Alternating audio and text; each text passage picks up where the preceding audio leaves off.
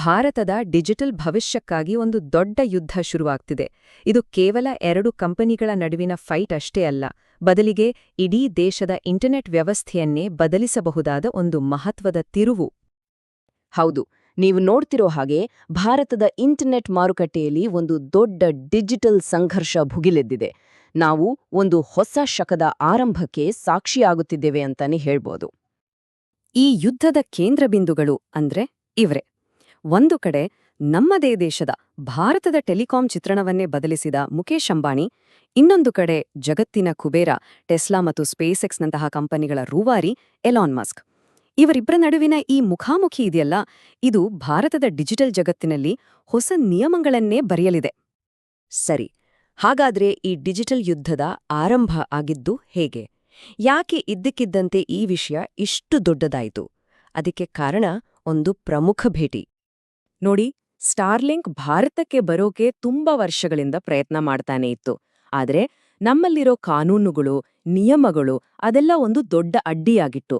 ಆದ್ರೆ ಇತ್ತೀಚೆಗೆ ಪ್ರಧಾನಿ ಮೋದಿ ಮತ್ತು ಎಲಾನ್ ಮಸ್ಕ್ ನಡುವೆ ನಡೆದ ಆ ಒಂದು ಮೀಟಿಂಗ್ ಇದೆಯಲ್ಲ, ಅದು ಎಲ್ಲವನ್ನೂ ಬದಲಾಯಿಸ್ಬಿಟ್ಟಿದೆ. ಸ್ಟಾರ್ಲಿಂಕ್ಗೆ ಒಂದು ರೀತಿ ಗ್ರೀನ್ ಸಿಗ್ನಲ್ ಸಿಕ್ಕಾಗೆ ಆಗಿದೆ. ಇದೇ ಈ ಡಿಜಿಟಲ್ ಯುದ್ಧದ ಮೊದಲ ಹೆಜ್ಜೆ ಅಂತಾನೆ ಹೇಳ್ಬೋದು. ಹಾಗಾದ್ರೆ ಏನಿದು ಸ್ಟಾರ್ಲಿಂಕ್? ಇಡೀ ಭಾರತದ ಟೆಲಿಕಾಂ ಮಾರುಕಟ್ಟೆಯನ್ನೇ ಬುಡಮೇಲು ಮಾಡುವ ಶಕ್ತಿ ಇದಕ್ಕಿದೆ ಅಂಟಾರಲ್ಲ, ಅಷ್ಟಕ್ಕೂ ಇದರ ಟೆಕ್ನಾಲಜಿ ಏನು? ಈಗ ನಾವು ಬಳಸೋ ಇಂಟರ್ನೆಟ್ಗೂ ಇದಕ್ಕೂ ಏನ್ ವ್ಯತ್ಯಾಸ? ಬನ್ನಿ ತಿಳ್ಕೊಳ್ಳೋಣ. ತುಂಬಾ ಸಿಂಪಲ್ ಆಗಿ ಹೇಳ್ಬೇಕು ಅಂದ್ರೆ, ಸ್ಟಾರ್ಲಿಂಕ್ ಅಂದ್ರೆ ಆಕಾಶದಿಂದ ಬರೋ ಇಂಟರ್ನೆಟ್. ಅಂದ್ರೆ ಭೂಮಿ ಮೇಲೆ ಯಾವುದೇ ಕೇಬಲ್ ಇಲ್ಲ, ಟವರ್ ಇಲ್ಲ, ಬದ್ಲಿಗೆ ಸ್ಪೇಸ್ನಲ್ಲಿರೋ ಸಾವಿರಾರು ಸಣ್ಣ ಸಣ್ಣ ಸ್ಯಾಟಲೈಟ್ಗಳ ನೆಟ್ವರ್ಕ್ ಮೂಲಕ ಡೈರೆಕ್ಟ್ ಆಗಿ ಇಂಟರ್ನೆಟ್ ಸಿಗುತ್ತೆ. ಈಗ ನಾವು ಬಳಸ್ತಿರೋ ಜಿಯೋ, ಏರ್ಟೆಲ್ ಇವೆಲ್ಲ ಹೇಗೆ ಕೆಲಸ ಮಾಡುತ್ತೆ? ಎಲ್ಲೆಲ್ಲೂ ಟವರ್ಗಳು, ನೆಲದ ಕೆಳಗೆ ಸಾವಿರಾರು ಕಿಲೋಮೀಟರ್ ಫೈಬರ್ ಕೇಬಲ್ಗಳು ಅಲ್ವಾ? ಆದ್ರೆ ಸ್ಟಾರ್ಲಿಂಕ್ನ ದಾರಿಯೇ ಬೇರೆ. ಅದು ಭೂಮಿಗೆ ತುಂಬಾ ಹತ್ತಿರದಲ್ಲಿರೋ ಸಾವಿರಾರು ಸ್ಯಾಟಲೈಟ್ಗಳ ಮೂಲಕ ನೇರವಾಗಿ ಇಂಟರ್ನೆಟ್ ಕಳಿಸುತ್ತೆ. ಇದರ ದೊಡ್ಡ ಪ್ಲಸ್ ಪಾಯಿಂಟ್ ಅಂದ್ರೆ ಕೇಬಲ್ ಹಾಕೋಕೆ ಆಗದ ಜಾಗ, ಅಂದ್ರೆ ಬೆಟ್ಟಗುಡ್ಡ, ಕಾಡು, ದ್ವೀಪ ಹೀಗೆ ಎಲ್ಲೆಡೆಗೂ ಇಂಟರ್ನೆಟ್ ತಲುಪಿಸ್ಬೋದು. ಹಾಗಾದ್ರೆ ಇದು ಕೆಲ್ಸ ಮಾಡೋದು ಹೇಗೆ ಅಂತ ನೋಡೋದಾದ್ರೆ 3 ಸಿಂಪಲ್ ಸ್ಟೆಪ್ಸ್ ಇದೆ.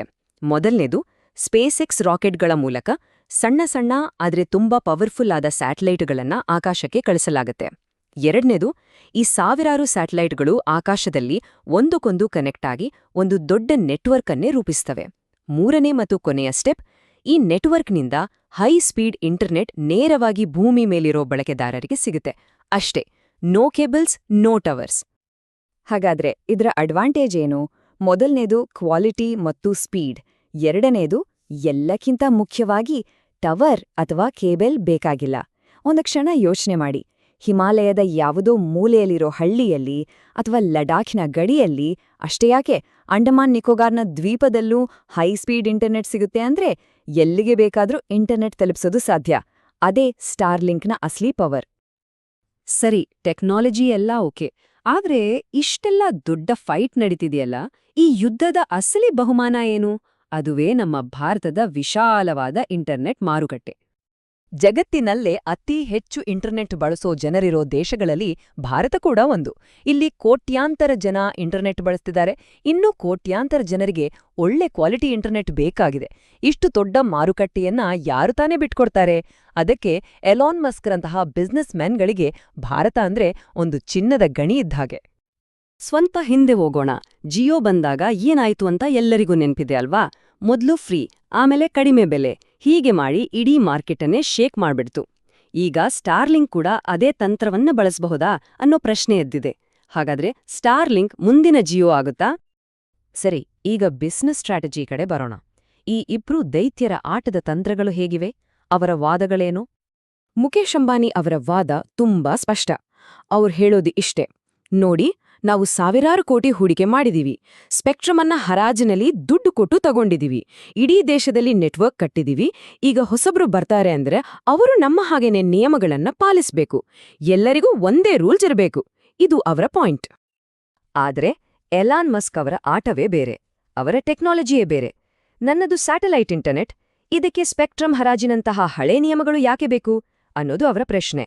ಅಂದ್ರೆ ಈ ಯುದ್ಧ ಈಗ ನೆಲದ ಮೇಲಿನ ಕೇಬಲ್ ಟವರ್ಗಳದಲ್ಲ, ಬದಲಿಗೆ ಆಕಾಶದಲ್ಲಿರೋ ಸ್ಯಾಟಲೈಟ್ಗಳದು. ಫೈಟ್ ಈಗ ಭೂಮಿಯಿಂದ ಬಾಹ್ಯಾಕಾಶಕ್ಕೆ ಶಿಫ್ಟ್ ಆಗಿದೆ. ಆದ್ರೆ ಒಂದು ನಿಮಿಷ, ಈ ಕದನ ಕೇವಲ ಅಂಬಾನಿ ಮತ್ತು ಮಸ್ಕ್ ನಡುವೆ ಮಾತ್ರ ಸೀಮಿತವಾಗಿಲ್ಲ. ಇದರ ಪರಿಣಾಮಗಳು ಅದನ್ನೂ ಮೀರಿ ಗ್ರಾಹಕರ ಮೇಲೆ, ದೇಶದ ಆರ್ಥಿಕತೆಯ ಮೇಲೆ, ಅಷ್ಟೇ ಯಾಕೆ ನಮ್ಮ ಅಂತಾರಾಷ್ಟ್ರೀಯ ಸಂಬಂಧಗಳ ಮೇಲೂ ಆಗಲಿದೆ. ಹೇಗಂತೀರಾ? ಮೊದಲನೆಯದಾಗಿ ಸ್ಟಾರ್ಲಿಂಕ್ ಬಂದ್ರೆ ನಮ್ಮ ಗಡಿ ಪ್ರದೇಶಗಳಲ್ಲಿ ಕಮ್ಯುನಿಕೇಷನ್ ಸಖತ್ ಸ್ಟ್ರಾಂಗ್ ಆಗುತ್ತೆ. ಇದು ಚೀನಾಗೆ ಒಂದು ರೀತಿಯ ಜಿಯೋಪಾಲಿಟಿಕಲ್ ಚೆಕ್ ಆಗಬಹುದು. ಇನ್ನು ಎಲಾನ್ ಮಸ್ಕ್ ಅವರು ಟೆಸ್ಲಾ ಫ್ಯಾಕ್ಟರಿಯನ್ನು ಭಾರತದಲ್ಲಿ ಶುರು ಮಾಡಿದ್ರೆ ಸಾವಿರಾರು ಉದ್ಯೋಗಗಳು ಸೃಷ್ಟಿಯಾಗ್ತವೆ, ನಮ್ಮ ಎಕಾನಮಿಗೆ ದೊಡ್ಡ ಬೂಸ್ಟ್ ಸಿಗತ್ತೆ.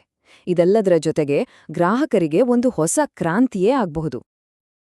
ಯಾರೇ ಗೆಲ್ಲಲಿ, ಯಾರೇ ಸೋಲಲಿ, ಈ ಇಬ್ಬರು ದೈತ್ಯರ ಜಗಳದಲ್ಲಿ ಅಸಲಿ ಲಾಭ ಆಗೋದು ಗ್ರಾಹಕರಿಗೆ. ಯಾಕಂದ್ರೆ ಕಾಂಪಿಟಿಷನ್ ಹೆಚ್ಚಾದಷ್ಟು ಆಯ್ಕೆಗಳು ಹೆಚ್ಚಾಗ್ತವೆ, ಸರ್ವಿಸ್ ಕ್ವಾಲಿಟಿ ಬೆಟರ್ ಆಗುತ್ತೆ ಮತ್ತು ಬೆಲೆಗಳು ಕೂಡ ಕಡಿಮೆ ಆಗಬಹುದು. ಅಂತಿಮವಾಗಿ ಈ ಯುದ್ಧದಲ್ಲಿ ಗೆಲ್ಲಬೇಕಾದವರು ಗ್ರಾಹಕರೇ. ಹಾಗಾದ್ರೆ ಈಗ ಒಂದು ದೊಡ್ಡ ಪ್ರಶ್ನೆ ಮೂಡುತ್ತೆ. ಒಂದು ವೇಳೆ ಸ್ಟಾರ್ಲಿಂಕ್ ನಿಜಕ್ಕೂ ಒಳ್ಳೆ ಸ್ಪೀಡ್, ಒಳ್ಳೆ ಸರ್ವಿಸನ್ನ ಕಡಿಮೆ ಬೆಲೆಗೆ ಕೊಟ್ರೆ ಈಗಿರೋ ಜಿಯೋ, ಏರ್ಟೆಲ್ ಅನ್ನು ಬಿಟ್ಟು ಸ್ಟಾರ್ಲಿಂಕ್ಗೆ ಜಂಪ್ ಆಗೋ ಯೋಚನೆ ಬರುತ್ತಾ? ಹಾಗಾದ್ರೆ ಈ ಸ್ಪರ್ಧೆಯ ಕೊನೆ ಏನಾಗಬಹುದು?